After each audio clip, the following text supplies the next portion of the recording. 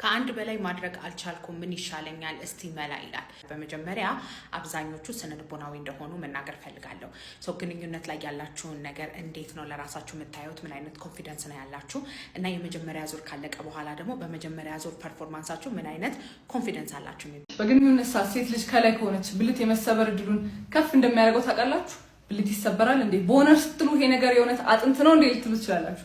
ሶ ኖርማሊ አጥንት የለውም ግን እቺ ስስ ብልቷን ፓርት የሚሸፍንልን ፋሻ አለ ማለትም እንደ ጅማት ነገር ብልትን ሲቆም ጥንካሬውን ሜንቴን የሚያደርግልን ማለት ነው። ሶ በግንኙነት ሰዓት ኦር ኃይል ያለው ነገር በቆመበት ሰዓት ሲመታው እቺ ፋሻ ትቀደዳለች። ይሄንን ፒኒያል ፍራክቸር ኦር ደግሞ የብልት ስብራት እንለዋለን። በምን አይነት አጋጣሚ ነው ሊሰበር የሚችለው? አንደኛ በግንኙነት ሰዓት በጣም ኃይልና ስፒድ ካለው ጀስት የማይሆን ቦታ ሲመታ እቺ ፋሻ ልትቀደድ ትችላለች። ሴት ደግሞ ከላይ ከሆነች ጀስት አንኮምፎርታብል የሆነ አንግል ቢኖርም ለሷ ፊል ስለማታደርገው የመሰበር እድሉ ከፍ ይላል። በተጨማሪ ደግሞ ራስን ማርካት ላይ በጣም ኃይል የምትጠቀሙ ከሆነ በዛ ሰዓትም እቺ ፋሻ ላይ ጉዳት ሊደርስ ይችላል ማለትም ሊሰበር ይችላል ማለት ነው።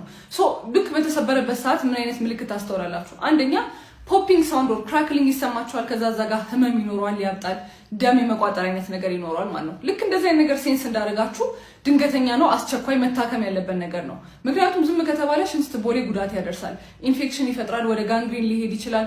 በአጠቃላይ ወደፊት ብልት የመቆም ችግር ሊያስከትልባችሁ ስለሚችል ቶሎ መታከም ያለበት ነገር ነው። መገረዝ ቢቻል ቴስቶስትሮን 3 ትንሽ ነው ወይ? አዎ ትንሽ ነው። ሶ ኢዲ ምልክት ሊያመጣ ይችላል።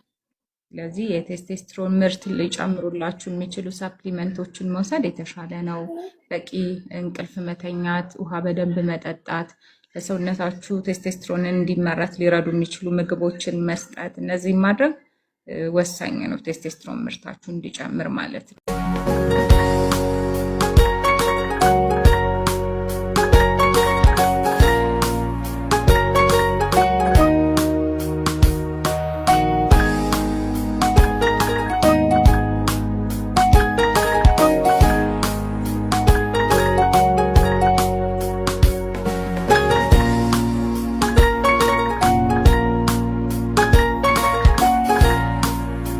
የበፊት ገርፍሬንዴን በድያት መተት አሰርታብኝ አሁን ሴት ስቀርብ ቶሎ ጨርሳለሁ። መተት አሰርታብኛለች ብሎ ስለሚያስብ ማለት ነው እየፈራ ደንግጦ የሆነ ነገር ይፈጠራል በሚባል ጭንቀት ነው አልጋ ላይ ራሱ የሚገባው ማለት ነው ሲጀመር። እና ያ ጭንቀት ቶሎ እንድትጨርሱ ያደርጋቸዋል።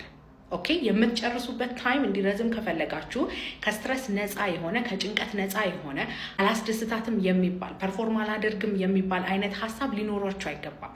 ፉል ኮንፊደንስ ሊኖራችሁ ይገባል። የዛን ጊዜ ነው ሰዓታችሁን ጠብቃችሁ ብልታችሁ በሰዓቱ ቆሞ በሰዓቱ የምትጨርሱት። አላስደስታትም የሚባል ጭንቀት ሳይኖርም ግን አሁንም የቶሎ መጨረስ ችግር ካለባችሁ የዛኔ ነርቭና ሆርሞን ላይ ያሉ ችግሮች ሊሆኑ ይችላሉ። መታችሁ መታከም አለባችሁ። ማንኛውም ቶሎ መጨረስ መታከም ከፈለጋችሁ ታች ባስቀመጥኩት ስልክ ቁጥር ከጠዋት 3 ሰዓት እስከ 12 ሰዓት ብቻ በመደወል በአካል ለመምጣት ቀጠሮ ማስያዝ ትችላላችሁ። በሬ ሁል ጊዜ ክፍት ነው። ቶሎ መጨረስ የቺቲንግ ምልክት አይደለም። ሌላ ሴት ጋር እየሄድክ ነው ማለት ነው። ግንኙነት ከሌላ ሴት ጋር እያደረክ ማለት ነው። እኔ ጋር ቶሎ የምትጨርሰው የሚባል ነገር ተጀምሯል። ወንድ እንደውም ከግንኙነት ሲታቀብ ነው ቶሎ መጨረስ የሚመጣበት። ብዙ ጊዜ ግንኙነት ሳያደርግ ሲቀር ነርቮቹ አካባቢ በጣም ሴንሲቲቭ ይሆናል። ሆርሞኖች በጣም ስፓይክ ያደርጋሉ። ጭንቅላት ለትንሽ ነገር ሴንሲቲቭ ይሆናል። የዘር ፈሳሽ ይጠራቀማል። ስለዚህ የቶሎ መጨረስ ያጋጥመዋል። ስለዚህ እንደውም ቶሎ መጨረስ ካጋጠመው እየታቀበ ነው፣ ማንንም ሴት እያየ አይደለም ብሏችሁ ነው ማሰብ ያለባችሁ። ቶሎ መጨረስ የሚመጣው ማለት ነው ሆርሞኖች ከተዛቡ ነው። ፕሮላክቲን የሚባለው ሆርሞን ካነሰ፣ ቴስቶስትሮን የሚባለው ሆርሞን ከበዛ፣ ኤፍኤስኤች እና ኤልኤች የሚባሉት ሆርሞኖች ከበዙ፣ ከእንቅርት የሚወጡት ሆርሞን ከበዛ የቶሎ መጨረስ ችግር ያመጣል።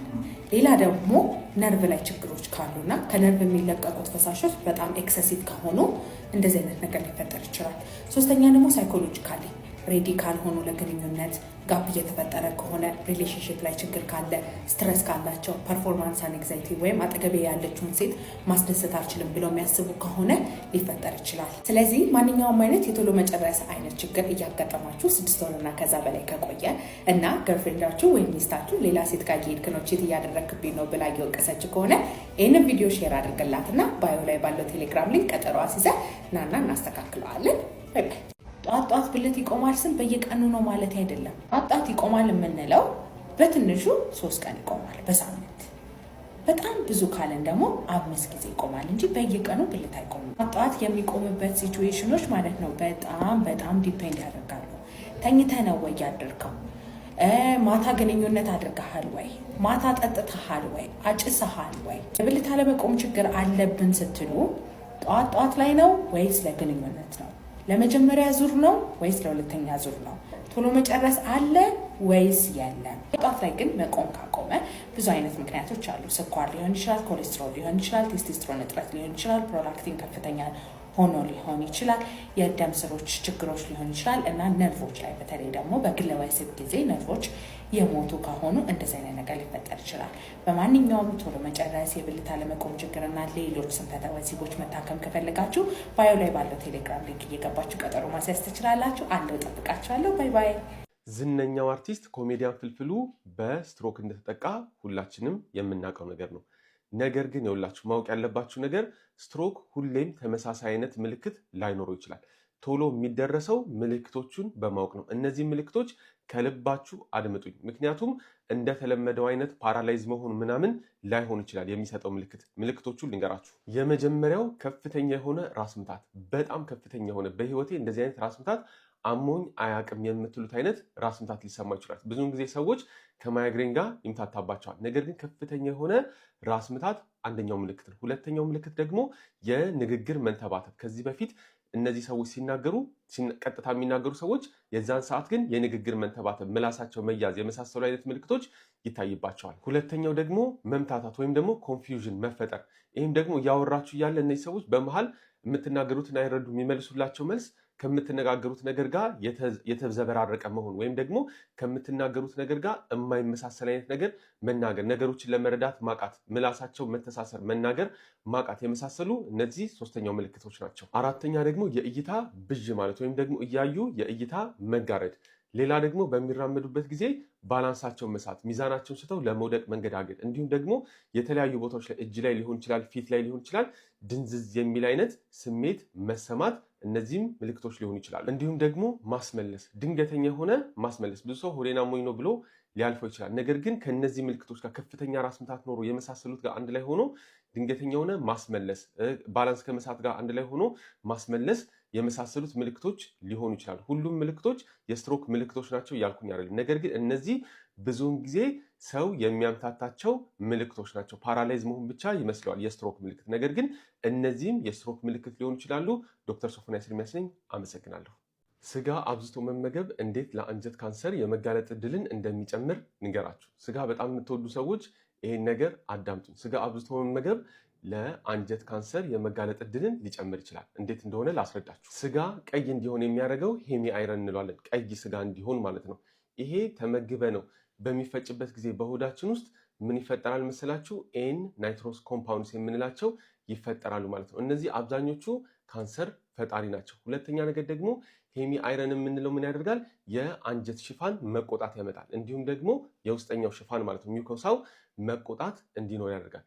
ሁለተኛው ነገር ደግሞ ምን ያደርጋል? ኦክሲዴቲቭ ስትረስ ይጭናል ማለት ነው። ሌላ ነገር ደግሞ ኢንፍላሜሽን እንዲኖር ያደርጋል ማለት ነው በአንጀት ውስጥ። ስለዚህ ይሄ የካንሰር መጋለጥ ሊያመጣ ይችላል ለአንጀት ካንሰር ማለት ነው። ሁለተኛ ደግሞ ቀይ ስጋ አብዝተን በምንመገብበት ጊዜ ምን ይፈጠራል መሰላችሁ?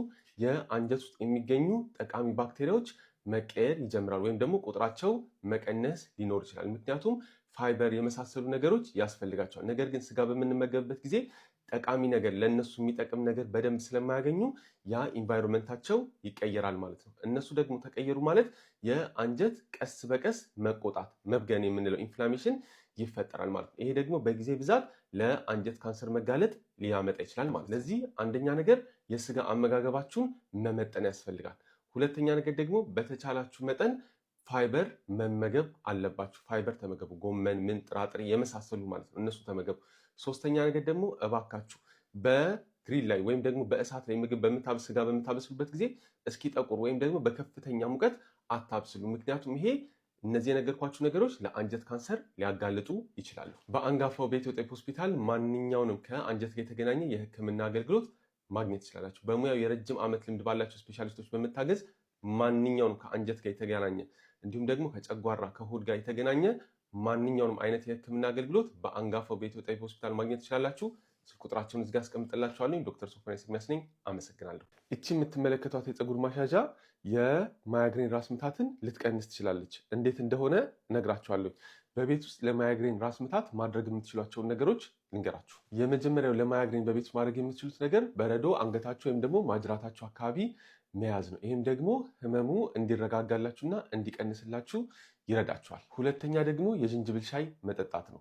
የዝንጅብል ሻይ በምትጠጡበት ጊዜ ዝንጅብል ውስጥ የሚገኘው ንጥረ ነገር ህመም የሚያመጡ ንጥረ ነገሮችን ይቀንሳል ማለት ነው። ለዚህ የማይግሬን ህመምን ሊቀንስ ይችላል ማለት ነው ጂንጀር ቲ። ሶስተኛ ደግሞ እንዳሳያችሁ ቅድም የፀጉር ማስያዣውን በሁለቱ አይናችሁ እዚህ ጋር ቅንድባችሁ ላይ ማለት ነው እንደዚህ ማድረግ። ምክንያቱም ሱፕራ ኦርቢታል ነርቭ የምንለው አለ። ይሄ ነርቭ ብዙውን ጊዜ ከማይግሬን ጋር የተያዘ ነው ማለት ነው። ስለዚህ እሱን ስለሚጫንላችሁ የማይግሬን ህመምን ሊቀንስላችሁ ይችላል ማለት ነው። በአንጋፋው በኢትዮ ጤፍ ሆስፒታል ማንኛውንም ከኒውሮሎጂ ጋር የተገናኘ እንዲሁም ደግሞ ከኒውሮ ሰርጀሪ ጋር የተገናኘ የህክምና አገልግሎት ማግኘት ትችላላችሁ። በሙያው የረጅም ዓመት ልምድ ባላቸው ኒውሮሎጂስቶች እንዲሁም ደግሞ ኒውሮ ሰርጅኖች በመታገዝ ስትሮክ የመሳሰሉ ፓራላይዝ መሆን የመሳሰሉ የህክምና አገልግሎቶችን ማግኘት ትችላላችሁ በአንጋፋው በኢትዮ ጤፍ ሆስፒታል። ዘመኑ ባመጣቸው ዘመናዊ መሳሪያዎች በመታገዝ እንዲሁም ደግሞ እጅግ ዘመናዊ በሆነ ላቦራቶሪና ኢሜጂንግ በመታገዝ በአንጋፋው በኢትዮ ጤፍ ሆስፒታል ማንኛውንም ከኒውሮሎጂ ጋር እንዲሁም ደግሞ ከኒውሮ ሰርጀሪ ጋር የተገናኘ የህክምና አገልግሎት ማግኘት ትችላላችሁ። ስልክ ቁጥራቸውን እዚህ ጋር አስቀምጥላችኋለሁ። ዶክተር ሶፎንያስ ኤርሚያስ ነኝ። አመሰግናለሁ።